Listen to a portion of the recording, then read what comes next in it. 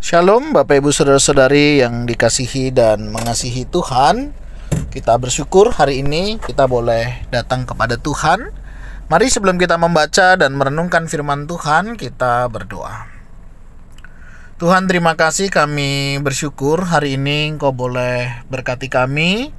Kami boleh ada sebagaimana kami ada, ini semua karena berkat dan kemurahan-Mu. Sebentar kami akan membaca dan merenungkan firman-Mu. Berfirmanlah dan biarlah kami mengerti apa yang menjadi kehendak-Mu di dalam hidup kami. Kami berdoa di dalam nama Tuhan Yesus Kristus. Haleluya. Amin. Ayat bacaan kita hari ini terambil di dalam Injil Lukas, pasalnya yang ke-9, ayat yang ke-57 hingga ayatnya yang ke-62. Saya akan membacakan di ayat yang ke-62. Tetapi Yesus berkata, "Setiap orang yang siap untuk membajak tetapi menoleh ke belakang tidak layak untuk kerajaan Allah." Amin. Demikianlah firman Tuhan, mari kita merenungkannya. Bapak Ibu Saudara-saudari yang dikasihi dan mengasihi Tuhan, mengikut Yesus itu anugerah, ya. Jadi kalau hari ini Bapak Ibu Saudara boleh mengikut Yesus, itu adalah anugerah, itu adalah berkat, ya, di dalam hidup kita. Nah, namun di dalam pengertian mengikut ini ada beberapa pengertian. Pengertian yang pertama yang kita bisa tangkap adalah kita ikut Tuhan artinya kita percaya kepada Tuhan Yesus. Ya, kita menjadi orang Kristen dan kita dikatakan mengikut Yesus. Tetapi mengikut Yesus yang kedua bisa berarti juga dia terlibat aktif di dalam pekerjaan Tuhan. Ya, jadi mengikut Tuhan pengertian yang kedua di sini adalah terlibat aktif dalam pekerjaan Tuhan. Artinya dia menyerahkan diri, dia menyerahkan hidupnya kepada Tuhan untuk melayani Tuhan. Nah, Bapak Ibu Saudara, di dalam bagian ini diceritakan ada kisah, ya, bagaimana seseorang ketika mau mengikut Yesus. Nah, ketika Yesus dan murid-muridnya melanjutkan perjalanan, ya, berkatalah seorang di tengah jalan kepada Yesus, "Aku akan mengikut engkau, kemana saja engkau pergi." Nah, ini satu pernyataan yang menarik Bapak Ibu Saudara, ketika ikut Tuhan ya siap ikut kemana saja Tuhan pergi, ya. Ada satu lagu menarik tuh, ya. Ya, kita tuh siap ikut Tuhan, diutus di mana saja. Artinya di dalam ladang pelayanan kadang kita berpikir ya bisa pilih tempat yang enak begitu, ya. Seenak-enaknya tempat pelayanan tetap ada tantangan Bapak Ibu Saudara, ya. Jangan berpikir kalau kita melihat ya Wang Sinawang itu enak ya pelayanannya di sana, bukan berarti tidak ada tantangannya. Pasti ada tantangannya. Karena dimanapun kita melayani tetap ada tantangannya. Ya, mungkin tantangan kesehatan, tantangan finansial, macam-macam. Bisa juga masalah ego, bisa juga masalah nilai diri, gitu ya. Jadi tantangannya ada. Nah, tantangan muncul ya bisa jadi dari diri kita sih sebenarnya, ya. Kita yang belum selesai dengan diri, biasanya itu yang akan lebih menjadi tantangan di dalam pelayanan kita. Nah, jadi kalau kita berbicara tentang tantangan pelayanan macam-macam, ya. Bisa itu karena diri kita, bisa juga faktor dari luar. Nah, apapun itu artinya tetap memiliki tantangan tersendiri. Nah, memang pada saat kalimat itu dikatakan, Yesus memberikan jawab, "Serigala mempunyai liang dan burung mempunyai sarang, tetapi anak manusia tidak mempunyai tempat untuk meletakkan kepalanya." Artinya kalau kita ikut Tuhan Bapak Ibu Saudara, ya, jangan berpikir bahwa kita itu bisa lebih, ya, dari Tuhan. Misalnya, ya, ini contoh kemarin itu ada pembicaraan cukup ramai, bahkan beberapa teman itu mengirimkan video, ya, termasuk istri saya juga memberikan informasi itu. "Pak, tahu nggak berita terbaru apa? Ini ada seorang pendeta lagi disorotin nih sama netizen." "Kenapa?" Saya bilang, "Iya, harga jamnya mahal, bajunya mahal-mahal," begitu, ya. Nah, mungkin Bapak Ibu Saudara juga mendengar berita itu. Nah, pertanyaannya, apakah seorang pendeta tidak boleh seperti itu? Bagi saya, sah-sah saja. Kenapa saya bilang sah-sah saja? Nah, kenapa saya bilang? Ya karena satu, bisa jadi ya Tuhan memberkati lebih buat dia. Ya bisa saja dia menggunakan hal itu. Mungkin Bapak Ibu berargumen, ya tapi kan tidak harus demikian. Betul. Tetapi kadang mau tidak mau kadang mereka harus menyesuaikan ya dengan ladang pelayanannya. Nah, salah satunya ya mungkin dengan cara seperti itu. Yang kedua, bisa juga karena berkat dari jemaat. Kadang hamba Tuhan itu kan juga banyak ya diberkati sama jemaatnya. Ya, apakah jam tangannya, apakah bajunya, apakah sepatunya. Kadang hal-hal yang lain, kadang mereka nggak beli. Tapi kenapa? Perhatian dari jemaat. Nah, kalau seandainya itu pemberian jemaat, ya boleh dong mereka pakai. Bagi saya, sah-sah saja untuk mereka boleh mengenakannya. Nah, pertanyaannya, apakah seorang hamba Tuhan memang harus menderita? Ya, baru dia dikatakan, oh ini benar nih hamba Tuhan. Saya sering mendengar kalimat-kalimat demikian ya. Kalau susah makan ya, hidupnya susah, terkatung-katung. Kemudian orang bilang, wah ini benar-benar luar biasa, ini hamba Tuhan.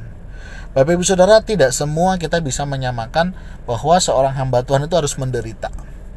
Ya, tidak harus. Tapi kalaupun harus menderita, kita siap. Ya, jadi konsepnya adalah hamba Tuhan itu tidak harus menderita, baru disebut sebagai hamba Tuhan ya. Tetapi setiap hamba Tuhan pasti siap menderita ya. Artinya tidak perlu mencari-carilah supaya mendapat simpati ya, kemudian supaya mendapatkan perhatian dari orang seolah-olah hidupnya menderita, ini baru disebut hamba Tuhan. Tidak. Nah, penderitaan itu kan juga macam-macam dan saya pernah membahas hal itu. Nah, artinya Bapak Ibu Saudara, ini tantangan ya. Ini pergumulan yang kita bisa coba lihat ya secara terpisah. Jadi kita tidak boleh menjudge misalnya seorang hamba Tuhan hidupnya begini, dia tidak begini, dia tidak sebegitu. Kita nggak bisa ya. Karena setiap hamba Tuhan mungkin berkatnya bisa beda-beda ya. Bagaimana mengelolanya, yaitu bagian mereka mempertanggungjawabkan di hadapan Tuhan. Ini yang pertama. Walaupun Tuhan bilang ya tidak mempunyai tempat untuk meletakkan kepalanya. Artinya kita siap seperti itu ya. Saya menjumpai banyak hamba-hamba Tuhan ya yang dalam pergumulan dan lain sebagainya, tapi sampai hari ini saya yakin dan percaya setiap mereka ada dalam pemeliharaan Tuhan. Berkatnya dari mana kita nggak tahu ya, bagaimana Tuhan menjaga, memelihara dan memberkati. Nah, tapi ada permasalahan nih yang kedua, yaitu ketika ada seseorang yang ingin mengikut dia, kemudian dia bilang, izinkan aku pergi dulu ya menguburkan bapakku. Ada juga, izinkan aku pamit dulu dengan keluargaku. Nah, Bapak Ibu Saudara, sadar tidak sadar seringkali kita itu masih demikian. Hati pengen banget melayani ya. Hati itu rasanya pengen terlibat dalam pekerjaan Tuhan. Tetapi sekali lagi bahwa kita punya keluarga nih. Apakah kita yang sudah menikah atau mungkin kita yang belum menikah, seringkali mau nggak mau kita harus mempertimbangkan dong. Kita pasti akan bertanya dengan keluarga kita, boleh atau tidak. Kan begitu. Misalnya kita yang belum menikah, kita pasti akan pamit dengan orang tua kita. Dan belum tentu orang tua kita akan mengizinkan. Kan begitu ya. Saya dulu waktu mau jadi hamba Tuhan juga tidak langsung orang tua saya memberikan persetujuan. Ya waktu itu ya saya nekat aja, saya berangkat. Ya puji Tuhan, Tuhan cukupkan, Tuhan juga pelihara. Ya walaupun pada akhirnya orang tua saya tahu bagaimana Tuhan juga yang memelihara. Nah, ada juga yang sudah berkeluarga, mungkin ya dia akan berpamitan dengan pasangannya. Belum tentu pasangannya juga mengizinkan dan merelakan. Nah, kemudian Tuhan bilang, kalau orang sudah siap melayani, ya sudah terlayani. Artinya gini, jangan sampai keluarga, pasangan, orang tua itu justru menghalangi kita untuk melayani. Kalau kita sudah dipanggil Tuhan untuk melayani, responi. Ya, dan juga jangan buat alasan juga ya. Ada orang itu kadang begini, gimana kok nggak melayani? Iya, saya harus mikirin keluarga, begitu ya. Saya harus urus keluarga. Tapi itu terus begitu ya, tetapi nggak berubah-ubah, nggak mau melayani. Itu juga jadi masalah begitu ya. Jangan juga begitu ya, akhirnya seolah-olah keluarga menjadi sebuah alasan yang padahal sebenarnya dia di keluarga juga nggak terlalu peduli amat begitu. Nah, Bapak Ibu Saudara, ini penting sekali di dalam kita mengikuti Tuhan. Jangan sampai ya kesempatan itu berlalu dan kita tidak meresponinya dengan baik.